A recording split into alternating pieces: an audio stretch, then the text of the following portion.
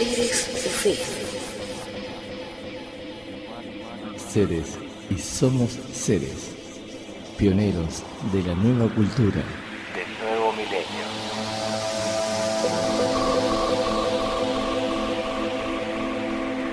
Seres FM.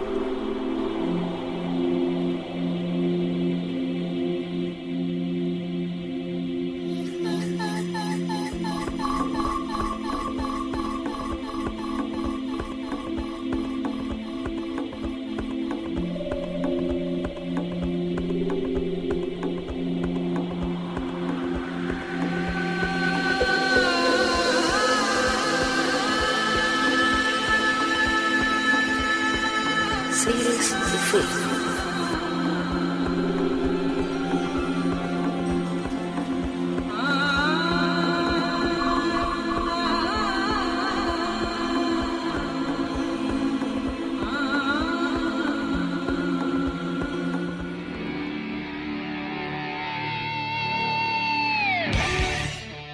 Olá, eu sou a Rossana e esse é o Opposite Extremes.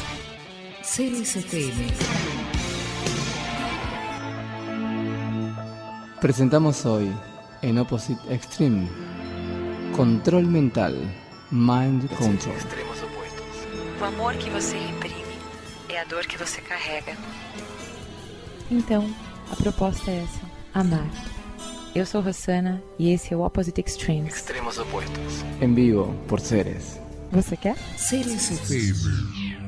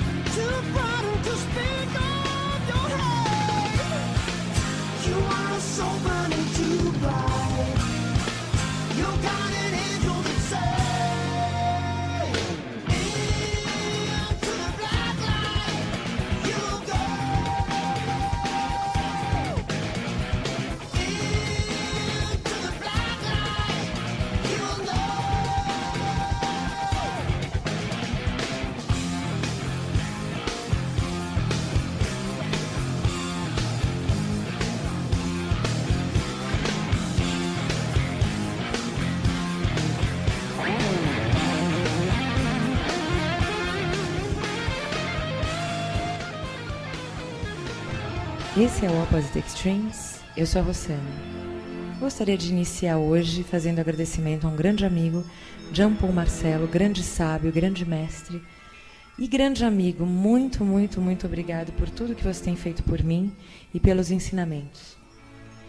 O tema a ser abordado hoje: controle da mente, Mind Control.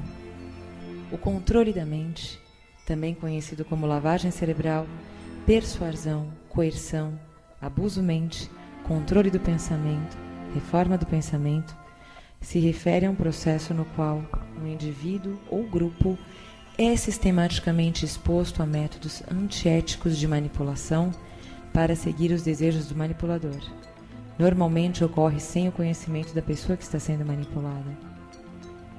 O termo tem sido aplicado a qualquer tática psicológica ou outra que possa ser vista como subversão de um indivíduo levado a perder controle sobre seu pensamento, comportamento, emoções e tomada de decisões. Os experimentos para criar a tecnologia atual começou antes da Segunda Guerra Mundial e intensificou-se durante o tempo dos campos de concentração nazista. As tecnologias de controle da mente podem ser divididas em 2 subgrupos, baseado em trauma ou por via eletrônica. A fase de técnicas necessita que a pessoa seja exposta a profundos traumas físicos e psicológicos, geralmente no início da infância, a fim de trazer o psiquismo a se quebrar em 1000 para alterar as personalidades que podem ser programadas separadamente para executar qualquer função ou trabalho que o programador deseja instalar. Cada personalidade alterada criada é separada e distinta da personalidade principal. A personalidade titular é levada a ignorar a existência ou atividades das personalidades suplementares. Alter egos podem ser trazidos à superfície pelo programador ou manipuladores utilizando códigos especiais, normalmente armazenados em um computador portátil. A vítima do controle da mente também pode ser afetada por sons específicos, palavras ou ações conhecidas como disparadores. Esse tipo de método foi abandonado em favor de um processo de indução totalmente eletrônico que pode ser instalado em questão de dias ou de horas, ao invés de muitos anos que levam para concluir métodos baseados em trauma.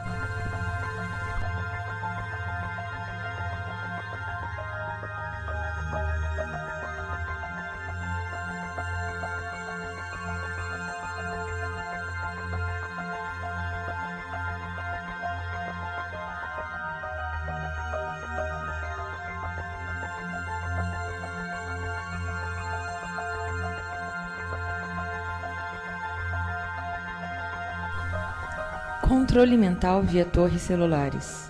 Em todo o mundo, o controle mental via torres celulares ELF, torres de transmissão de microondas, estão sendo erguidas. As antenas normalmente se parecem com 4 placas verticais, levemente curvadas, a cerca de 2 metros de comprimento, e está localizado em ambos os quadrantes, 3 ou 4 ao redor da torre a 2/3 do chão.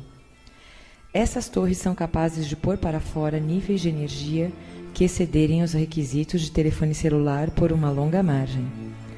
Estas tecnologias de controle da mente estão em vigor por um longo tempo.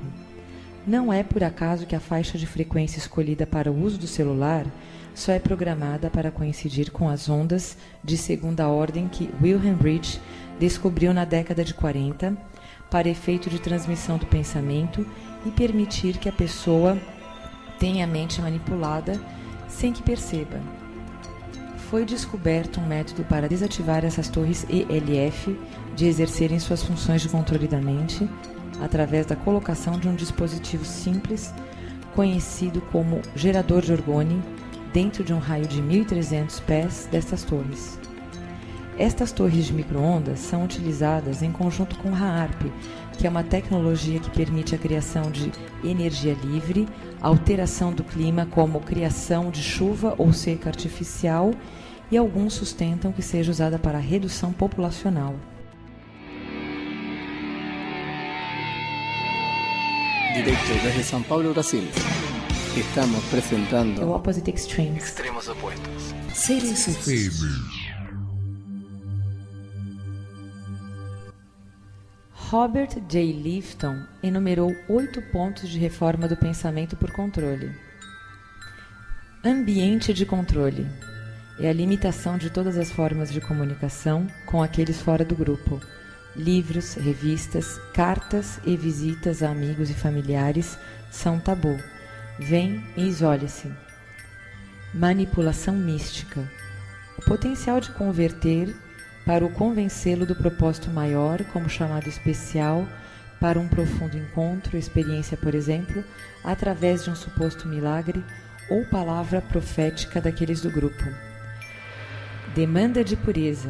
Um objetivo explícito do grupo é trazer algum tipo de alteração, seja em escala global, social ou em nível pessoal. A perfeição é possível se permanecendo com o grupo, e fora dela está comprometida. Culto de confissão. A prática saudável de expor-se aos membros do grupo. Muitas vezes no contexto de uma reunião pública do grupo, admitindo pecados passados e imperfeições, inclusive dúvidas sobre o grupo e pensamentos críticos sobre a integridade dos líderes.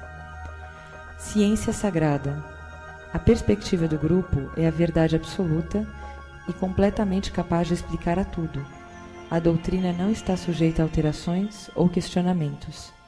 A conformidade absoluta para a doutrina é necessária. Carga da linguagem. Um novo vocabulário surge no contexto do grupo. Os membros do grupo são induzidos a pensar no bem abstrato e estreitos parâmetros da doutrina do grupo. A terminologia previne suficientemente o pensamento crítico, reforçando a mentalidade preto e branco, termos carregados de clichês, criando preconceitos. Doutrina sobre a pessoa. Grupo de pré-experiência e vivência em grupo são interpretadas de forma restritiva e decisiva por meio da doutrina absoluta, mesmo quando a experiência contradiz a doutrina. Dispensa da existência. A salvação só é possível no grupo. Aqueles que o abandonam estão condenados.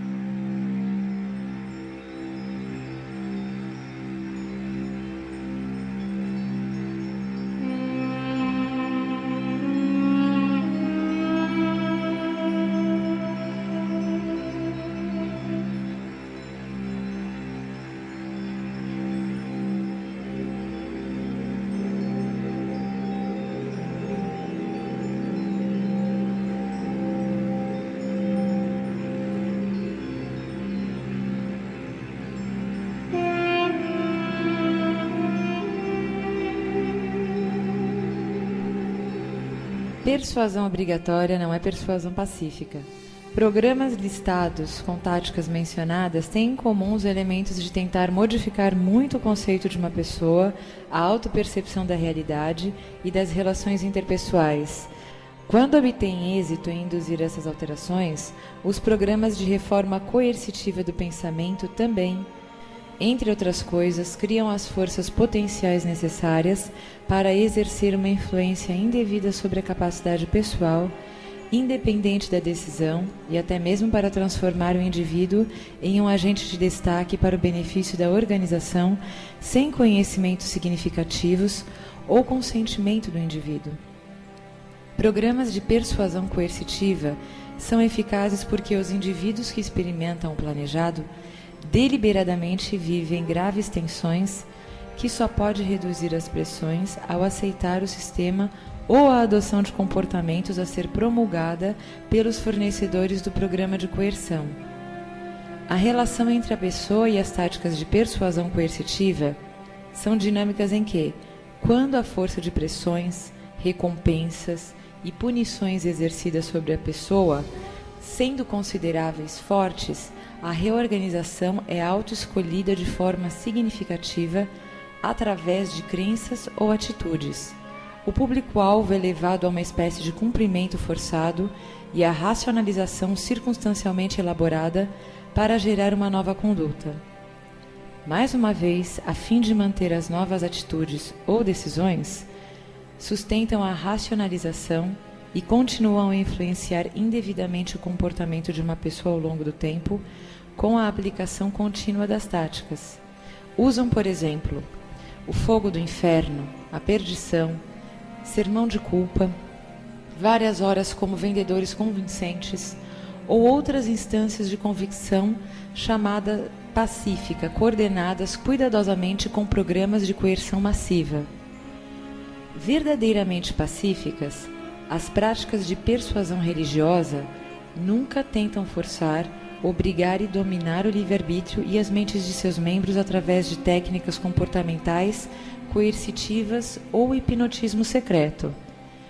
Vítimas de persuasão coercitiva apresentam as seguintes características: não apresentam sinais de abuso físico, possuem justificativas convincentes para as mudanças radicais ou bruscas no seu comportamento, são dotados de uma sinceridade convincente, elas foram alteradas de forma tão gradual que não se opõem a ela, porque eles normalmente não têm sequer o conhecimento do mesmo. Identificar se a persuasão coercitiva foi usada exige análise caso a caso, análise cuidadosa de todas as técnicas de influência usadas e como elas foram aplicadas. Ao focalizar o meio de disseminação e o processo utilizado, não a mensagem, e sobre as diferenças críticas, não as semelhanças coincidentes que foram utilizadas no sistema, que vai se tornar claro o tipo de metodologia adotada.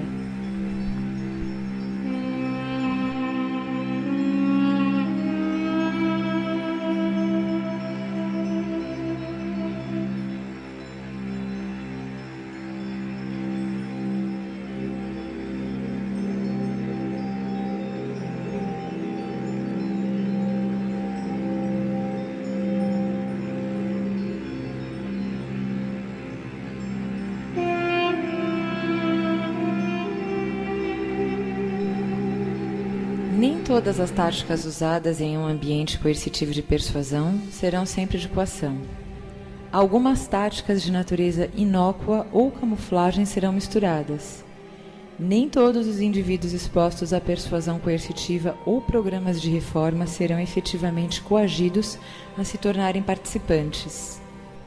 Será levado em conta como as sugestões individuais, psicológicas e fisiológicas identificam pontos fortes, fraquezas e diferenças como reações, grau de gravidade, continuidade e abrangência em que as várias táticas e conteúdos de um programa de persuasão coercitiva são aplicadas, determinação da eficácia do programa ou grau de severidade dos danos causados às suas vítimas. Quando uma pessoa é submetida à persuasão coercitiva sem seu conhecimento ou consentimento, ela pode desenvolver sérios e às vezes irreversíveis distúrbios físicos e psiquiátricos, até incluindo a esquizofrenia, a automutilação e o suicídio. Quais são os critérios de um programa de persuasão coercitiva? Determinar se o indivíduo possui conhecimento suficiente e a capacidade volitiva para tomar a decisão de mudar suas ideias ou crenças. Determinar se esse indivíduo de fato adotará ou rejeitará as ideias ou crenças lançadas. Depois, se necessário, tudo que deve ser examinado são os processos comportamentais utilizados, o conteúdo ideológico. Deve-se examinar apenas os processos comportamentais utilizados na conversão de determinado indivíduo. Cada situação alegada de persuasão coercitiva deverá ser revista em base caso a caso. As características dos programas de persuasão coercitiva são graves e eles não são acidentais. Persuasão coercitiva não é prática religiosa, é uma técnica de controle. Não é uma crença ou ideologia, é um processo tecnológico. Como um processo, pode ser examinado por especialistas em sua tecnologia, completamente separada de qualquer conteúdo, ideia ou crença, semelhante à análise do processo técnico de indução hipnótica, distinta do significado e valor das sugestões pós-hipnóticas. É manipulação abusiva de deficiências biológicas e psicológicas e as de outras suscetibilidades. São técnicas psicológicas de força, não aplicadas a uma sociedade livre, mas em uma sociedade criminosa ou totalitária.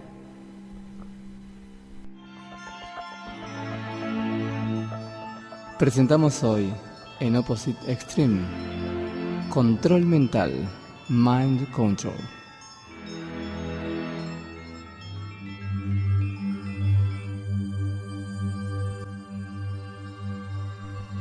O controle da mente ao longo da história da humanidade. Sumérios. A escrita pode ter surgido na Suméria ou no Egito. Por princípio de anterioridade, consideremos seu surgimento na Suméria, com a utilização de cilindros de argila maciça em alto relevo, fazendo-os rolar sobre um bloco de argila ainda mole para deixar registradas as normas que deveriam ser cumpridas pelo cidadão. Essas normas regiam o comportamento do povo, sob os aspectos do direito civil, comercial e penal, tendo sido denominado como Código de Hammurabi, isso há aproximadamente 3.500 anos antes de Cristo. Havia já a tendência de controle de massas exercida pelos meios de comunicação. Romanos. Em Roma, por volta de 58 a.C., Júlio César determinava a circulação pelas cidades de uma publicação periódica chamada De Bello Gallico, que relatava e dava publicidade às conquistas romanas durante as guerras na Gália. Uma das mais famosas conquistas foi a vitória de César sobre Vercingetorix, que liderou a revolta dos gauleses contra Roma. Esse episódio histórico foi a inspiração de Goscinny e Uderzo para a criação do super-herói gaulês Asterix. Júlio César também escrevia para De Bello Civili, outro periódico que se incumbia de relatar as disputas políticas que tinha contra Gneu Pompeu Magno, que, sem reunir as condições e qualidades necessárias para ocupar cargos públicos, investia contra o Senado romano. Um aspecto interessante, que merece destaque, diz respeito ao fato que o próprio César redigia todas as matérias que seriam publicadas naquele periódico, chamando para si a responsabilidade da editoração.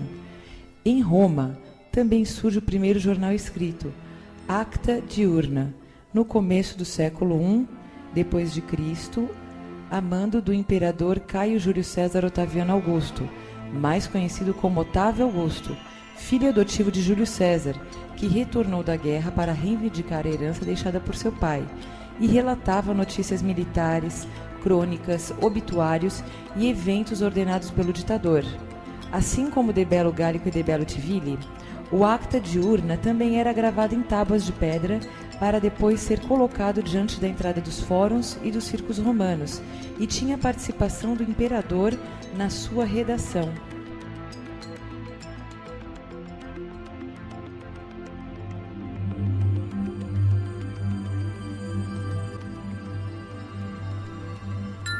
Europa. A Europa deve ser considerada como um dos grandes palcos da comunicação em massa, com o advento da prensa, que foi idealizada com base nas prensas de vinho. Cenário de grandes acontecimentos históricos como a Revolução Inglesa, a Revolução Industrial e a Revolução Francesa, para dizer o mínimo, temos a forte presença da imprensa escrita na condução dos ideais libertários europeus. Em 1436, Johannes Gutenberg associou-se a John Heath, André Dritzenhen e André Hermann na criação da tipografia móvel. O juízo final, texto bíblico cujo exemplar da última folha ainda existe em arquivos de um museu europeu, foi a obra mais antiga da tipografia europeia de que se tem notícia. Johannes Gutenberg não foi o inventor da imprensa nem da prensa jornalística. Na verdade, apenas contribuiu com seu aprimoramento, inventando o tipo móvel, pois até então toda a publicação era feita com tipos fixos que exigiam muito mais trabalho na manipulação e montagem das placas tipográficas.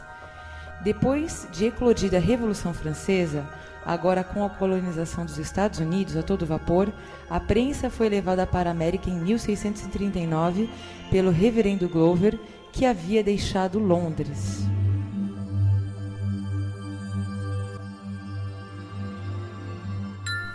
América. Foram os burgueses recém-chegados da Inglaterra com seus ideais libertários que introduziram naquela sociedade colonial os meios de comunicação em massa como os jornais e os periódicos. Se bem que é bom que se esclareça que dessas ideias só poderiam se beneficiar os componentes das camadas mais ricas.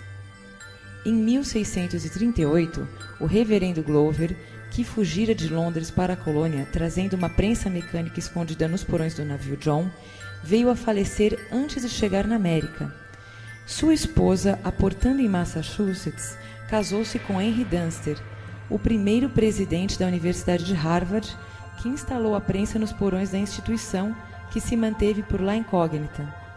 A partir desse momento, a história da comunicação nos Estados Unidos passa a ter forte influência em todos os momentos decisivos, tanto que influenciaram a confecção da Bill of Rights, Carta de Direitos, principalmente no que tange sua emenda número 1, que proíbe ao Congresso Nacional de legislar em detrimento da liberdade de palavra ou de imprensa. A imprensa foi tão decisiva para a história dos Estados Unidos que na década de 70 foi a responsável pelo escândalo Watergate, que culminou em 4 de agosto de 1974 com a renúncia do então presidente americano Richard Nixon.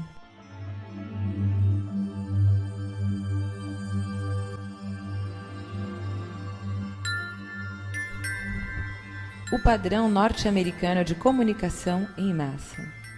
A partir da década de 60, surge um novo diferencial na tecnologia da comunicação, com o advento da internet, que a princípio era utilizada apenas pelos militares norte-americanos.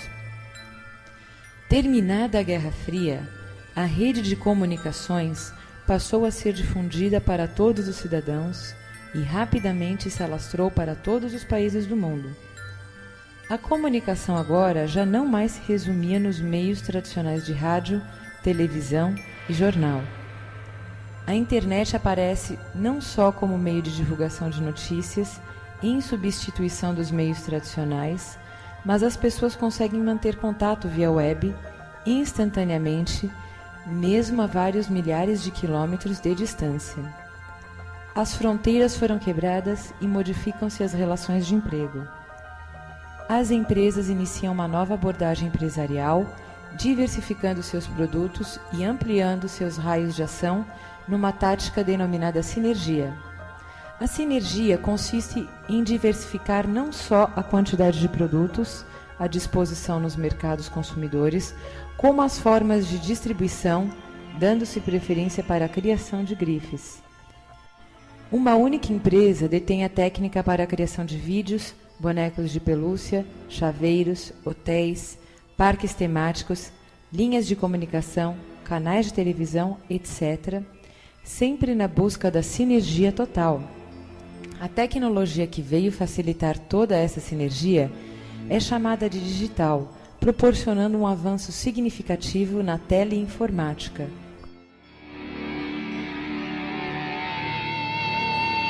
Directo desde São Paulo, Brasil.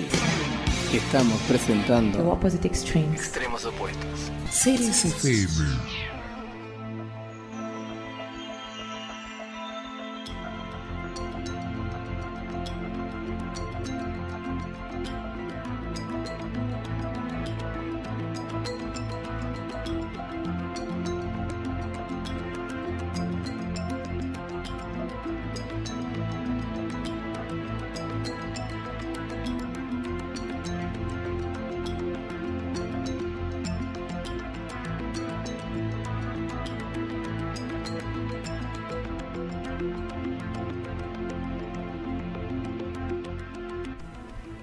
Microchips cerebrais.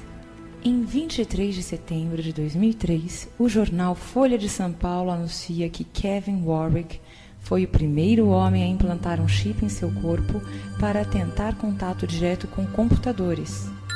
Patrocinado pelo governo britânico, Kevin Warwick percorria a Ásia num afã de promover a robótica. Ele disse: dentro de 10 a 15 anos, implantes de microchips no cérebro poderão permitir a comunicação entre os mudos. Com planos de implantar um chip em seu cérebro ao fazer 60 anos, afirmou: no futuro, os homens se comunicarão através do pensamento.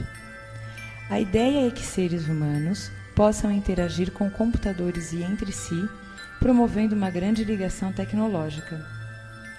É de se notar que toda essa notícia circulou pela mídia ainda em 2003. Contudo, já em 7 de 3 de 2007, o jornal espanhol El País anuncia que o Hospital Virgen de las Nieves de Granada foi o primeiro a proceder intervenções cirúrgicas na implantação de microchips e eletrodos nos cérebros de doentes depressivos. O implante de microchips no cérebro proporcionará certamente o controle facilitado dos cidadãos de cada comunidade. Os governos poderão ter um controle imediato dos índices de natalidade ou mortalidade, assim como a localização instantânea de cada indivíduo. Não haverá mais privacidade nem anonimato. Haverá o controle sincronizado das tropas militares, computando-se suas baixas e seus posicionamentos no campo de batalha. O voto não será mais secreto. É certo, porém, que algumas benesses também seriam computadas, como, por exemplo, a redução da criminalidade e o controle de condenados, a inclusão digital de pessoas portadoras de necessidades especiais. A questão que se impõe diante desse quadro diz respeito sobre a aceitabilidade ou não pelos cidadãos desse novo conceito de controle de massas pelos governos. Estaríamos preparados para abandonar todos os ideais de liberdade e igualdade herdados da Revolução Francesa? Estaríamos vivendo um Big Brother, ou seja, perderíamos completamente o nosso livre-arbítrio, o nosso direito de ir e vir. Até aquele momento em que desejaríamos passar sozinhos, ele deixaria de existir. É isso que queremos para nós? É isso que Deus quer para seus filhos? O controle de massa é uma coisa correta? Reflita. Eu sou a Rossana e esse é o Opposite Extremes.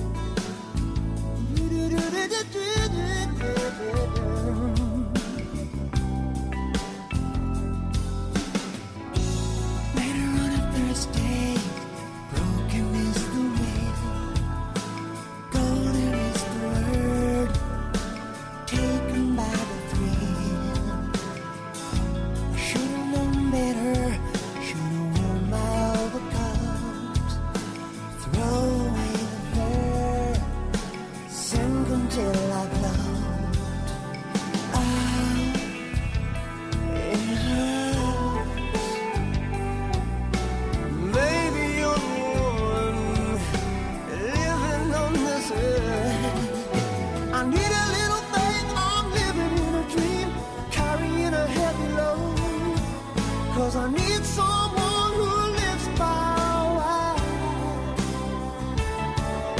I'm going down south down to New Orleans, try to find another road, and still I live with the curse. Don't know why I wait before the fall. Won't you leave?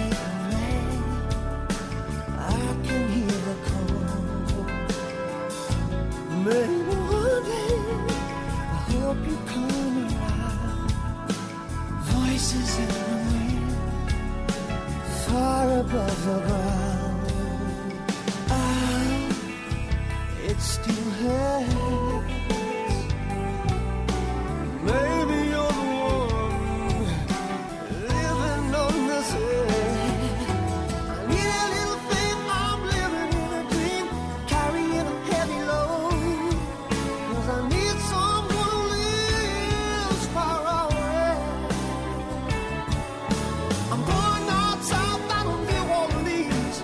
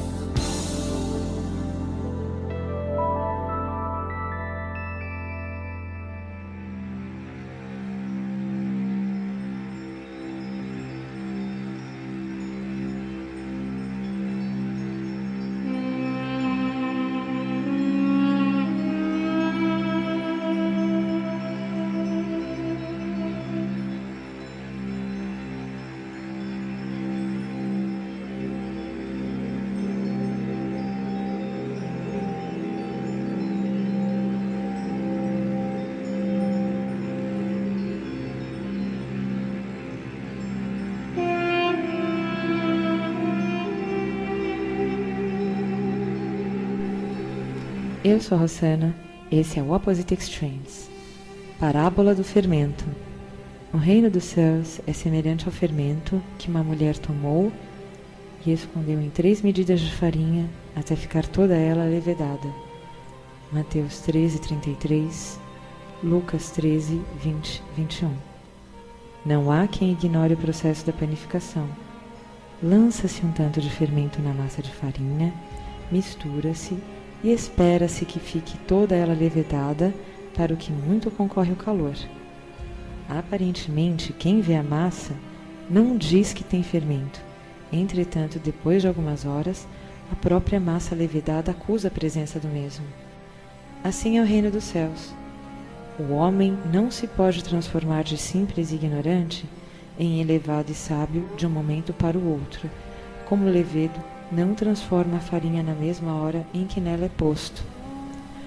Aos poucos, à medida que ouve a voz dos profetas, a palavra dos emissários do alto, a inteligência do homem se vai esclarecendo e o seu espírito se transforma, e ele assimila o reino dos céus, que à prima face lhe parecia um enigma. Mas depois se lhe apresentou positivo, racional e lógico. Quem diria que uma só medida de fermento, em 3 medidas de farinha, leveda a mesma? É preciso, porém, lembrar que o calor, não só na farinha, para o pão, como também no homem, para a transformação dos espíritos e almas, é indispensável. E esse calor pode se traduzir na atividade que empregamos para o progresso que somos chamados a conquistar. Eu acompanho aqui o livro Parábolas e Ensinos de Jesus, do Caibar Schutel, e esse foi o Opposite Extremes, e eu sou a Rossana. Directo desde São Paulo, Brasil. Esto fue por Seres The Opposite Extremes. Extremos opuestos. Seres FM.